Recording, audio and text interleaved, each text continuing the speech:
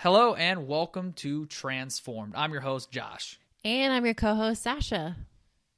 So today we're just going to kind of look into the year of 2021, what it was for us, and just kind of share about our year with you guys.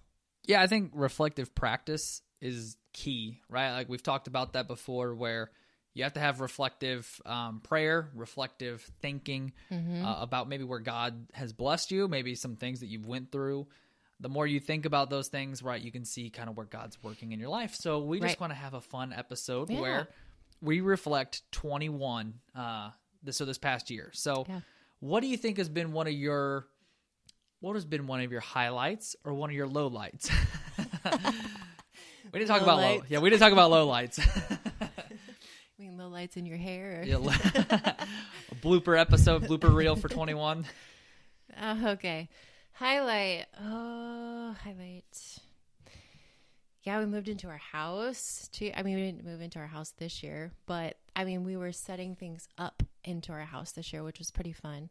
You know, adding things in the home decor. Making it a home. Yeah, making it a home. Yeah. That was fun. And I can think back to work. We moved our location, one of our thrift locations. Very huge. So that was huge. And I actually got sick with COVID right before we moved. Oh, wow. Which was pretty nerve-wracking. So what was your experience with COVID? My experience with COVID was really not that bad. Really? Honestly. On a scale of 1 to 10, it was like a 4. Have you had worse flus? Yes. Oh, yes. Oh, yeah. See, it about took Shiloh out. Yeah, and I know it's different from person to person. Yeah, everybody's different with their immune systems, but I really felt like, so Carmen brought it into the home. It's Carmen's fault. Sorry, Carmen. Throwing you under the bus. And of course it went through Scarlett and I both within like the next 2 days after he started feeling pretty crappy. And so it was just kind of like we were waiting for it to happen. Right. You know, like you're on the edge of your seat, like, is this going to happen? Or and what's it going to look like for me? Right. But yeah, so that was fun. So we had like a couple weeks off of work there. So like got to rest a bit. And then I moved to store, our thrift location. So when it went into from the plague into extremely stressful moving. Yeah, but it was fun. It was really fun setting it up and seeing this new location come to life. And it's a beautiful location. I don't know if a lot of our listeners will go to Marion, Indiana, but 502 South Adams Street, that's where it's at. Gotta get the plug in when you can. And just know that you are promoting life change when you come to shop with us. That's true. I mean, you guys are like our Christian organization, right? Yeah. So, I mean, any Christian organizations that are listening, we would more than happy to plug any information you guys have. So just fun fact about there if anyone's listening. Yeah. I was shouting into the void. So COVID, then the big move, and that all happened. Yeah. That's all within the last 4 months. Yeah, it was. Then and then after that, then the podcast. Really, then the podcast. We kind of started talking about it slowly, and we did. Then it officially became official. About 3 weeks ago? Yeah, I think is when we first got you on. Yeah. So, there's kind of a mix of lowlights, highlights. So I guess any other big thing that happened to you in 2021? No, not really. Mild year. I mean, yeah, it was not really mild. You know, I stay busy. Yeah. I'm a mom. I'm a wife. And, you know, I'm constantly moving and grooving. I like to stay busy. That's what I like to do. What's harder, being a spouse or being a parent? That's tough. That's like a mix. Depends on the day. Depends on the day. The week, the month. Yeah. Yeah.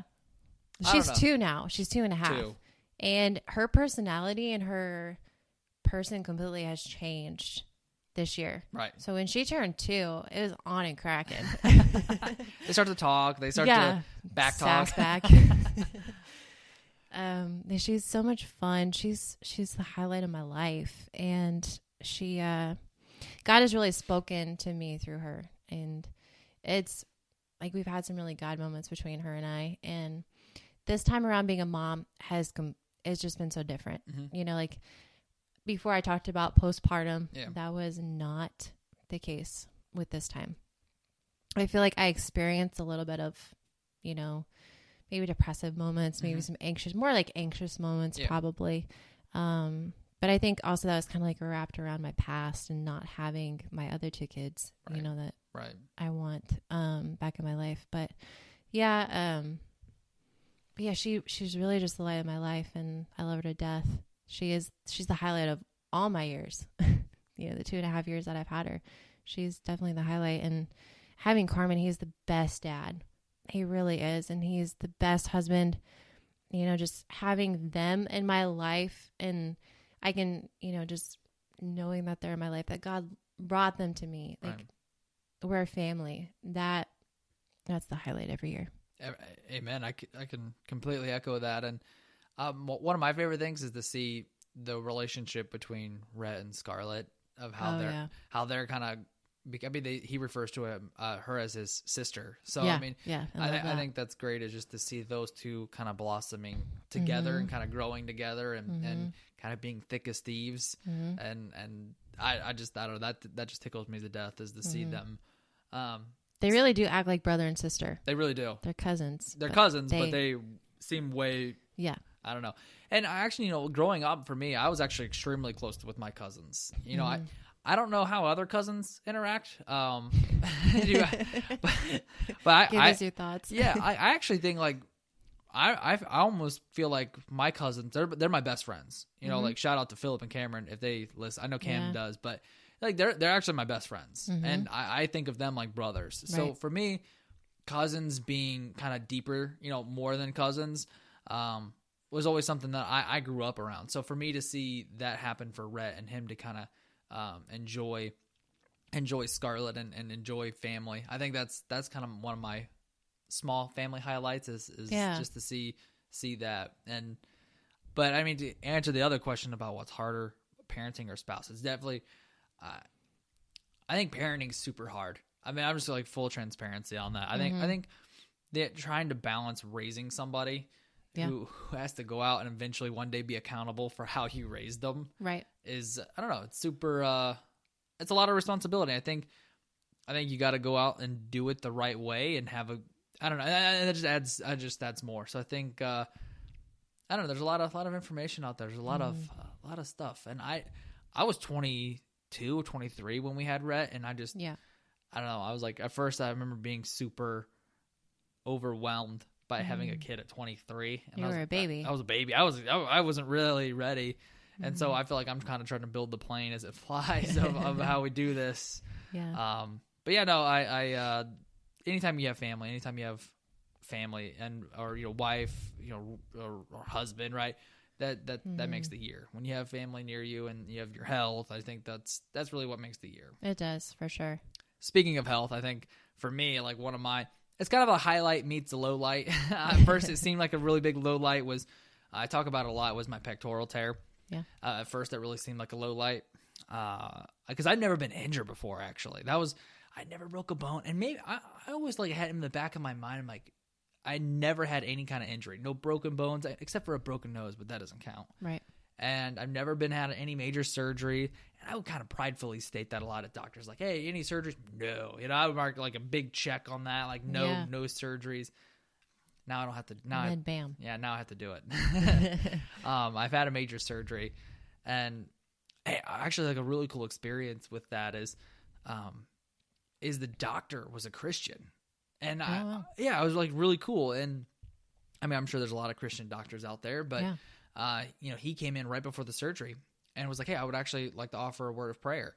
And it completely threw me off, just because, I mean, I had been praying all morning because I was very scared. Freaking out. I was freaking out.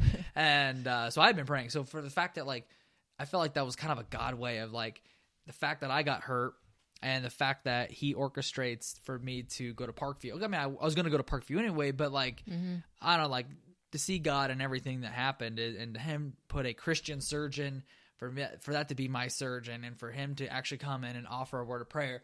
Talk about completely in the hands of God at that point. I was like, okay, I am completely taken care of. And that was just That's super amazing. Yeah, that was just super cool. And he offered a quick prayer, and then they administered this, I forget what it's called. Really, once they administered that The morphine? it was, I don't know what it was. My mom, like, it's supposed to like lower your anxiety and supposed to like really like, I'll have to ask my mom what it is. And some listeners might know, they might be shouting it in their car right now. It's this. Yeah. Those surgery pros out there. And I think I actually fell asleep. They woke me up on I was being carted into the prep room. I was about ready to be rock and rolled and get cut open. And I woke up a little bit for them to, tell their joke about how this is their first surgery. They watched a quick YouTube video on how it's done, and it should go over well. And I told them they already told me that joke, and then I fell back asleep, and it was great. And then I woke up, and I was in the prep room. So it was like even though like at first it was a low light, but to see God, kind of carry me through that whole point, I was just really excited. I had really no anxiety after that. After he prayed, the recovery, the pain overall throughout my entire recovery process was very minimal. The only time it would spike is if Shiloh forgot which arm I had surgery on and would accidentally brush, or Rhett would come up and like yank on my arm. Those were really the only two times. Yeah, that's pretty cool.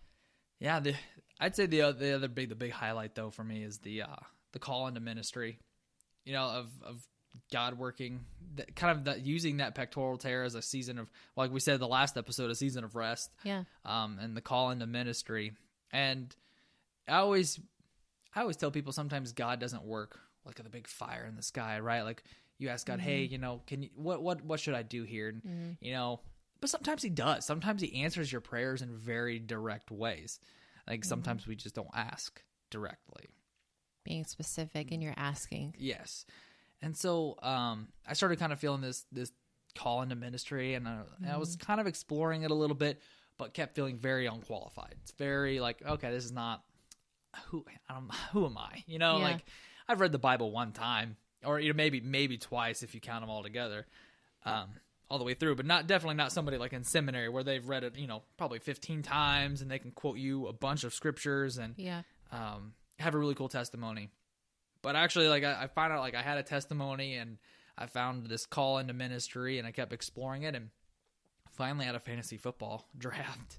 I the day before I had prayed, God, I want to get into ministry, and if this is your will, open up that door. And sure enough, one of the pastors who was at the draft, he's like, hey, have you ever preached before? If not, would you like to preach next Sunday? And talk about it, to me, like the fire in the sky kind of moment. I'm like, okay, that's it. That's my moment right there. That's your door. That's my door. So since then, it's kind of been all these other little doors opening up, and all the way to, I don't know I think I'm called an intern pastor now, where I'm I preach every 4 to 6 weeks, and I don't know, my responsibilities are to grow the young families. Yeah. So this podcast is called Transformed. So like you kind of like the beginning before your injury, you were doing insurance and you were doing your park view job, not really knowing that your injury would kind of lead you into ministry. Right. And God kind of like transformed all of that into, your ministry at church with the youth. And now, this podcast even. Absolutely. And then getting you on here. And I don't know, for me, like 21, if I had to reflect and say, sum up what 21 is, I just see God. I just see God in all of these little, whether they're low lights to me, right? Going through the valley of surgery recovery, or this really horrible Minnesota fishing trip. Like you just see God in everything. Like even though it was one of the worst fishing trips somebody could go on, like when you go on a fishing trip, usually you expect to catch, fish. Good amount. Yeah, you would think, we caught, I think between us, maybe 10 for a whole week. Not good numbers there. I think, and I caught 3. But the beauty, I don't know, I was just mesmerized. The loons, I've never heard a loon before in the wild or out there, and that was just gorgeous. I was just swept away by the scenery, and again, Cameron and I ran into this Christian family. And they kind of they called us the Indiana boys, and they called them the Minnesota family. And they were this awesome Christian family. And they kind of took us in and just let us have fun. That's cool. And so just another thing where the trip was turning out pretty bad, Yeah. but then God